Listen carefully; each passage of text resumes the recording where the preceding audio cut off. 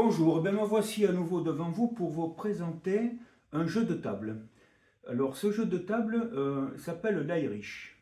Alors qu'est-ce que c'est que l'Irish? L'Irish, c'est le prédécesseur du backgammon. L'Irish était joué en Angleterre et en Écosse notamment, ça on a les écrits qui nous permettent de le savoir. Notamment en Écosse d'abord, en 1708, on savait que le roi Jacques IV d'Écosse y jouait régulièrement. En 1508, il y jouait régulièrement à l'Irish. Et il y jouait très bien. C'est ce qu'on nous dit dans les écrits de l'époque. Voilà. Bien. Ensuite, on trouve d'autres références au jeu. Mais pour la règle du jeu, il faudra attendre d'abord dans ce qui était imprimé. Alors si on prend ce qui est imprimé, ce que tout le monde peut lire, c'est le livre de Charles Cotton, dont on a déjà parlé. Donc Charles Cotton est un poète anglais et qui a écrit un livre sur les jeux, le Complete Gamester, et il a écrit ce livre qui a été publié pour la première fois en, que je ne me trompe pas, en 1674. Donc, en 1674, on trouve la règle écrite pour la première fois, on peut la dire pour la première fois, 1674, la règle de l'Irish, d'une part, et celle du backgammon aussi, les deux. Alors, est-ce que c'est lui qui a écrit la première fois, les premières règles? Ah bien, en fait, non. C'est la première qu'on a pu lire, mais ce n'est pas la première écrite. Alors, pourquoi? Parce qu'un autre auteur, qui était en fait un ornithologue notamment, qui s'appelle Francis Willoughby. Francis Willoughby est anglais aussi, et il avait écrit un manuscrit sur les jeux, sur les règles de jeu et les sports. Et il a écrit, alors le problème c'est que comme c'est un manuscrit, on ne peut pas savoir à quelle date il a été écrit, parce que si vous voulez, lorsque le livre est publié c'est facile, mais lorsqu'il n'y a pas de publication, on peut donner qu'une fourchette. Et cette fourchette c'est les années 1660 jusqu'à la mort de Francis Willoughby, qui est 1672, où le manuscrit n'était pas terminé, même s'il était déjà bien rempli. Alors, ce manuscrit s'appelait le Volume of Plays, autrement dit, en moderne, le Book of Games. Le Book of Games. Voilà, donc le livre des jeux. Le livre des jeux de Francis Willoughby. Ce manuscrit n'a jamais été publié jusqu'en 2003. En 2003, il y a eu une impression du texte et il a été commercialisé en 2003. Donc vous comprenez que on peut toujours dire que Willoughby a écrit avant Cotton. Oui, peut-être. Oui, mais si on s'en tient à la date du décès de Willoughby et puis la date d'édition du Complete Gamester de Cotton, oui, d'accord, mais bon, enfin, le fait est que, comme il n'était pas possible de le lire, bon, celui qui était connu, c'est celui de Cotton. Bon, peu importe, on peut dire que c'est la même époque, tout simplement. Alors, l'Irish, alors les deux ont écrit que ce soit Willoughby ou Cotton, ils ont tous les deux écrit sur l'Irish, et tous les deux ont écrit sur le backgammon. Voilà. Alors Cotton, c'est moins détaillé finalement que Willoughby. D'où l'intérêt quand même du livre de Willoughby aujourd'hui. Alors, l'Irish, ce prédécesseur, non seulement prédécesseur, mais les deux jeux, backgammon et Irish, ont été joués en même temps. Hein. On dit qu'il a été joué jusqu'au début, on va dire, du XVIIIe siècle, l'Irish. Après le backgammon, grâce au traité de Hoyle, et bon, ben, il a pris le dessus, et puis bon, ben, c'est devenu la référence du jeu de table. Voilà. Pour les Anglais, en tout cas, c'était ça. Très bien. Reste à savoir qu'est-ce que c'était que cet Irish. Eh bien, l'Irish, maintenant parlons des règles de Willoughby et de Cotton. Ben, tous les deux nous disent que l'Irish, c'est un jeu de table, d'accord, et que le backgammon, c'est l'Irish en jouant les doublés 2 fois. C'est-à-dire que dans l'Irish, lorsque vous faites un doublé de 6 par exemple, vous allez jouer 2 fois le 6 et puis c'est tout. Mais vous n'allez pas les jouer 4 fois. C'est le backgammon qui va transformer l'Irish. Alors qu'est-ce que va être le backgammon au départ? Le backgammon, c'est un Irish accéléré. Ça n'a pas plu à tout le monde, puisque même Willoughby disait que le bon jeu, le vrai jeu, on va dire, le jeu sérieux, c'est bien l'Irish et non pas le backgammon. On peut comprendre. On peut comprendre. Si aujourd'hui on joue au backgammon et qu'on va dire que si on lance un doublé et qu'on va le jouer non pas 2 fois mais 3 fois, par exemple, ben, combien il y en a qui vont dire non, ça c'est pas du vrai jeu, ça, on ne peut pas jouer comme ça. Ben, il faut s'imaginer qu'à l'époque, lorsque les gens jouaient à l'Irish et on leur a proposé de jouer à ce pseudo nouveau jeu, simplement parce que les doublés se jouent 2 fois, bon, ben, on peut penser qu'ils n'aient pas vraiment tous accepté cette possibilité. Mais le temps faisant, les règles se modifiant un tout petit peu à droite à gauche dans le jeu, eh bien, c'est le backgammon qui l'a emporté. Mais maintenant, nous allons entrer en détail de la règle de l'Irish. Donc, comme on dit que le backgammon c'est l'Irish, on va se référer, nous, au backgammon qui vient après. Donc, on va dire que l'Irish, c'est le backgammon, donc, où on ne joue pas les doublés 2 fois. Alors, vous avez ici, devant vous, la position de départ de l'Irish. C'est celle du backgammon. En français, le toute table. Voilà. Alors, que dire? Bon, ben, pas grand-chose d'autre. Et du coup, est-ce que ça valait le coup de faire une vidéo? Ben, si on devait en rester là, non. Pas vraiment. Mais on ne va pas en rester là. Parce que Willoughby nous donne un point de règle qui n'est pas cité par Cotton. Cotton nous donne un point de règle qui n'est pas cité par Willoughby. Alors, quel est ce point de règle de Willoughby? Alors, Willoughby, il nous dit quoi? Il nous dit, bon, ben vous jouez comme ça, hein, c'est comme le backgammon, donc finalement. Hein. Les doublés vont se jouer simples. Et alors, aussi, ce qu'il faut dire, c'est que il n'y a pas de partie double ni de partie triple. C'est-à-dire que ce qu'on appelle maintenant un gammon ou un backgammon. Ça n'existe pas. On mise et c'est l'enjeu, point final. Quel que soit l'état des dames de l'adversaire lorsqu'un joueur gagne, sort toutes ses dames, peu importe, c'est une partie simple systématiquement. Et ça, Cotton le dit aussi. On oublie donc le double et le triple, qui viendront plus tard, hein, tout ça.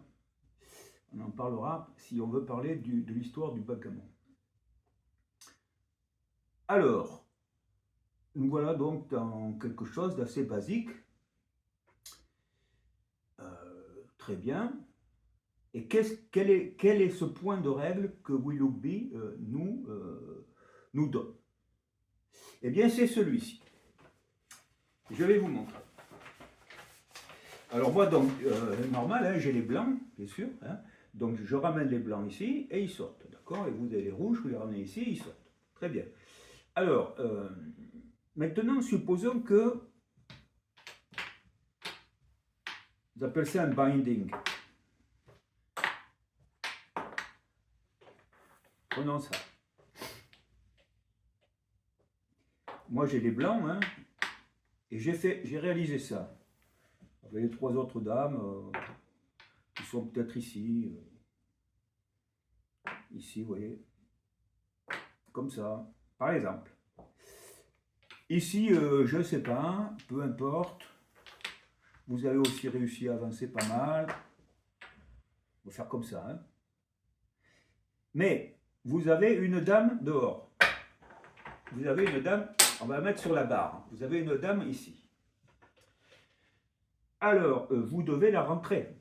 Vous ne pouvez pas continuer à jouer tant que vous n'avez pas rentré cette dame. On est d'accord? Au backgammon, ça marche aussi. C'est comme ça. Mais là, c'est à vous de jouer. Vous ne pouvez pas jouer parce que vous ne pourrez pas rentrer. Je vous ai bloqué ici. Non, eh bien, vous passez votre tour, je continue à jouer jusqu'à ce que je débloque au moins une case. Vous allez peut-être pouvoir rentrer. C'est ça le jeu. Et que nous dit Willoughby? Eh bien, nous dit Willoughby à l'Irish, ceci est possible, on peut faire ça, mais tant qu'il n'y a pas de dame adverse sur la barre, c'est possible. Dès qu'il y a une dame adverse à la barre, ici, alors, immédiatement, il faut débloquer une case pour laisser les rouges avoir une chance d'entrer à l'intérieur du tablier pour qu'ils puissent jouer. Il faut ouvrir son jeu dans le cadran, ici, d'entrée. Mon cadran de sortie, votre cadran d'entrée. C'est une obligation. Alors, comment Willoughby disait qu'il fallait faire? Bon, eh bien, il disait tout simplement que les joueurs lançaient les 2 dés. J'utilise la tour. Maintenant, c'est vous, vous lancez, par exemple, hein, peu importe, ça peut être vous ou moi, vous lancez les dés pour savoir quelle case va être débloquée. Débouchée. Oui, on va dire, allez. Moi, j'ai fait 7. Vous avez fait 7, d'accord? Vous avez fait 7. Moi, je prends les 2 dés, je les lance. J'ai fait 5. Vous avez fait 7. Moi, j'ai fait 5. C'est vous qui avez le nombre le plus important de points. C'est vous qui allez choisir quelle est la case que vous voulez déboucher. Alors, vous choisissez celle que vous voulez. Supposons que vous choisissiez le 6. Vous vous dites le 6. Alors, ça veut dire quoi? Eh bien, si vous débouchez le 6, vous allez enlever une dame et la mettre sur la barre, et moi, je devrais rentrer à mon tour. D'accord? Alors, pourquoi pas les deux? Ben, parce que le rouge, s'il rentre, ça, c'est ce qu'on appelle un blot aujourd'hui, et qu'on appelait jadis aussi un blot au backgammon. Vous allez aller dessus et le sortir. Donc, vous pouvez... une dame isolée, comme ça, n'empêche pas l'entrée de l'adversaire. Donc, on n'enlève pas toutes les dames. D'accord? Si vous décidiez, par exemple, de déboucher à partir de la case ici, numéro 5, eh bien, vous allez enlever 2 dames. Et ensuite, vous allez jouer. Vous voyez ce que je veux dire? Donc, c'est tout, hein, ça s'arrête là. Alors ça, c'est parce que c'est vous qui avez fait les nombres les plus élevés. Si ça avait été moi, ben c'est moi qui choisissais laquelle on déboucherait. Voilà. Alors, je répète, ceci ne se fait que s'il y a une dame adverse sur la barre. S'il n'y en a pas, il n'y a aucune raison de ne pas occuper toutes les flèches. Mais c'est dangereux. C'est dangereux de tout boucher à cause de cela. C'est-à-dire si vous devez boucher et que vous renvoyez une dame adverse sur la barre, alors vous vous exposez à ce problème-là. Voilà, c'est ça. C'est pour ça que je trouvais la vidéo était intéressante. Donc c'est ça la différence entre Willoughby et Cotton. Cotton ne donne pas cette possibilité, ce point de règle. Voilà la règle selon Willoughby. Maintenant, nous allons voir ce que nous proposait. Alors attendez, là par exemple, c'était bloqué. Vous avez, du moment que vous avez eu cette dame de sortie, c'est moi qui vous l'ai sortie, hein, d'accord, c'est là qu'à ce moment-là, je vous l'ai sortie. C'est à vous de jouer, vous ne pouvez pas jouer. On débouche, là on l'a fait. À ce moment-là, c'est à vous de jouer. C'était à vous de jouer. Alors vous jouez, parce que ça, ça ne fait pas partie du jeu, c'est simplement une méthode pour choisir qui est-ce qui va choisir plutôt, quel est celui des joueurs qui va choisir quelle case il faut vider en partie. Alors allons-y. Donc c'est à vous de jouer. Donc vous avez choisi cette case, ou c'est moi, peu importe, c'est fait. Et maintenant, je joue. Vous jouez. Et vous faites 2 et As. 2 et As, vous ne pouvez pas rentrer. Donc, c'est à moi de jouer. 4 et As. Alors, regardez. 4 et As, je ne peux pas jouer. Donc, c'est à vous de jouer. 3 et 2, vous ne rentrez pas. 3 et 2, je rentre. Et c'est à vous. 3 et As, vous ne rentrez pas, etc., etc. Voilà, on continue à jouer comme ça, il n'y a plus rien à dire d'autre. Terminé pour Willoughby. Passons à Cotton. Alors, quelle est la différence? Alors, outre le fait que ce point de règle n'existe pas chez Cotton, quelle est la différence qu'il y a entre les deux auteurs? Eh bien, là, c'est très intéressant parce que, déjà, ça c'était intéressant, mais la deuxième chose donc, qui apparaît, cette chose qui apparaît, c'est la position de départ. Alors là, la position de départ. Cotton donne 2 positions de départ possibles. La première, c'est celle dont on a parlé. On va faire comme ça.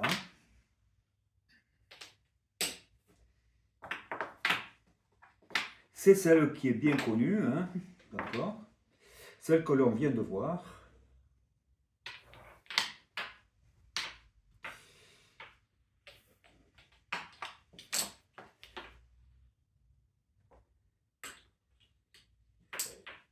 Attendez.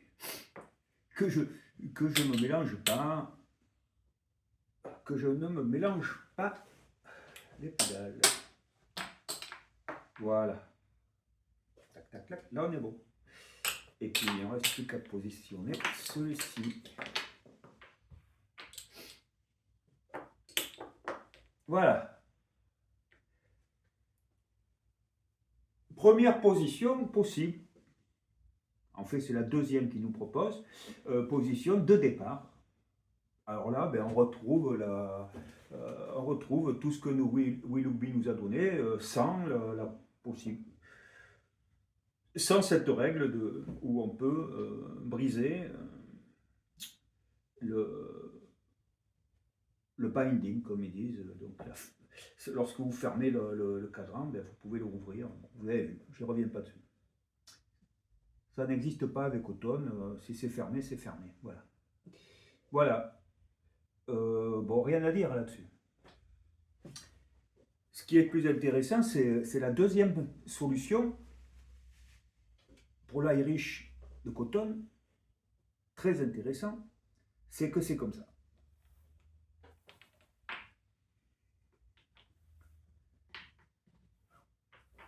Deuxième position de départ, ou première, parce que c'est celle qui donne en premier, mais bon, ça n'a pas grande d'importance. Mais là, voilà. Alors, c'est le même jeu, sauf que la position de départ, c'est celle-ci. Ça change quand même beaucoup de choses. Voilà, c'est ça que nous dit Cotton. Vous avez la possibilité soit de commencer comme ça, soit de commencer comme on fait d'habitude au backgammon. Voilà, c'est tout. Pour l'Irish classique de, on va dire, de Willoughby. Voilà, c'est ça. Ah, alors qu'est-ce qu'on peut dire? Eh bien, ce qu'on peut dire, c'est que cette position que vous voyez devant moi, là, eh ben, c'est celle que l'on trouve sur les miniatures, sur la miniature du Todas Tablas, du Libro de los Juegos, d'Alphonse X de Castille, du livre des jeux d'Alphonse X de Castille, à la toute fin du XIIIe siècle. J'en ai parlé moult fois, je dirais, j'en ai parlé. Je vous ai donné des règles du jeu, de ce livre des jeux d'Alphonse X de Castille. Voilà. Mais je ne vous ai pas parlé du Todas Tablas. Et le Todas Tablas, la miniature, nous présente le départ comme ceci. C'est étonnant quand même. Parce que, enfin, ce qui est étonnant, c'est que on ne peut pas s'accorder exactement sur comment se jouait vraiment le Todas Tablas. Si on s'en tient à la miniature, c'est comme ça. Si on s'en tient au texte du Todas Tablas, manuscrit bien entendu à l'époque, ça ne correspond pas. Ça ne correspond pas. Si on essaie d'appliquer le texte, ça ne correspond pas. On va trouver dans le texte, si on applique à la lettre tout ce qui est écrit, vous allez trouver donc dans cette partie ici, la position exacte du backgammon, c'est-à-dire que les deux couleurs seront inversées. Mais par contre, vous allez trouver cette position-là dans la deuxième moitié extérieure. C'est pas clair du tout. Donc, certains pourront penser que le point de départ c'est ça, et d'autres diront bon, c'est mal écrit, mais la réalité, vu la précision du texte pour le premier cadran, dans le Todas Tablas, on peut imaginer que si la deuxième partie n'a pas été bien écrite, et qui sait? On ne sait pas. Ce serait un espèce d'hybride des deux positions de départ dans le Todas Tablas. Donc on ne peut pas dire grand-chose. Mais ce qui est intéressant, c'est de voir que Cotton nous donne une position de départ qui correspond à la miniature du Todas Tablas. Et c'est ça que je voulais vous dire. Ça n'a peut-être pas grand intérêt, mais je le dis. Voilà. Et puis c'est tout. J'ai terminé. J'ai terminé avec l'Irish. Voilà. C'est tout ce que je voulais vous dire. C'est tout ce que les finesses de ces règles.